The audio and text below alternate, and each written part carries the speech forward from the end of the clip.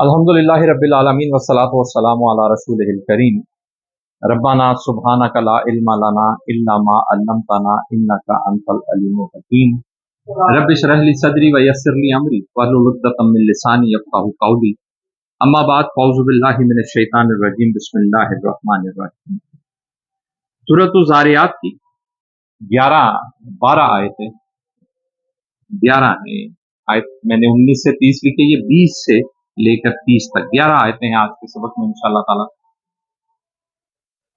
पहली जो 19 आयतें हमने इस सूरा की पढ़ी, मैंने अर्ज किया कि तज़किरा हमने पढ़ा फितरत की निशानियों के एतबार से, फिर हमने तज़किरा पढ़ा पिछली कौमों के अहवाल के एतबार से, और ये सारी गुफ्तगू इस पैराए में थी कि अल्लाह करीम की तरफ से ये बात इरशाद होती है कि क़यामत का दिन हक है।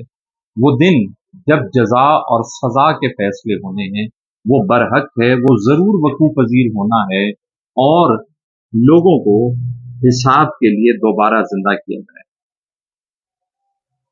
सल्लल्लाहु। आज के सबक की ये जो 11 आयतें हैं, इसमें पहली जो 4 आयतें हैं, इनमें तज़किरा है सल्लल्लाहु।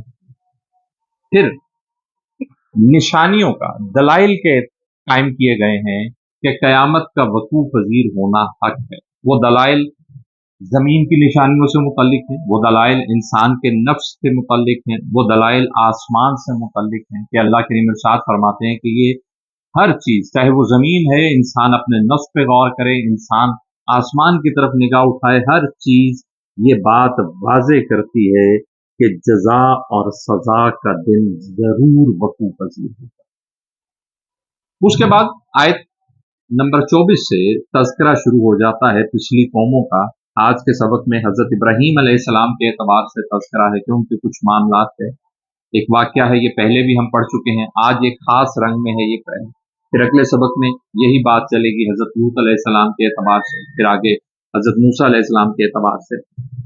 तो मैं अर्ज़ करूँगा कि ये मैंने अर्ज़ किया कि पहले भी तमहीद में भी ये बात अर्ज़ की, आज फिर जब हम पैगम्बरों के इन किस्सों पर पहुँचेंगे तो ये बात समझ में आएगी कि मैंने अर्ज़ किया कि कुरान में अंबिया के तज़किरे, एक नबी का तज़किरा कई मकामात पर। तो ये सवाल आता है कि एक ही मकाम पर सारी बात क्यों ना हो गई एक नबी से मुतल्लिक।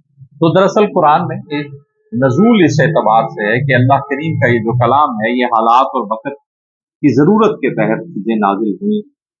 आफाकियत तो इनमें बहरहाल है ही है, लेकिन जिस मौका पर जिस पहलू से रहनुमाई दरकार थी, तो नबियों के तज़किरे उन पहलुओं से किए गए, यानी उनके जो किस्से हैं उनमें बात वो उजागर की गई जो उस वक़्त नसीहत करना मकसूद की बात।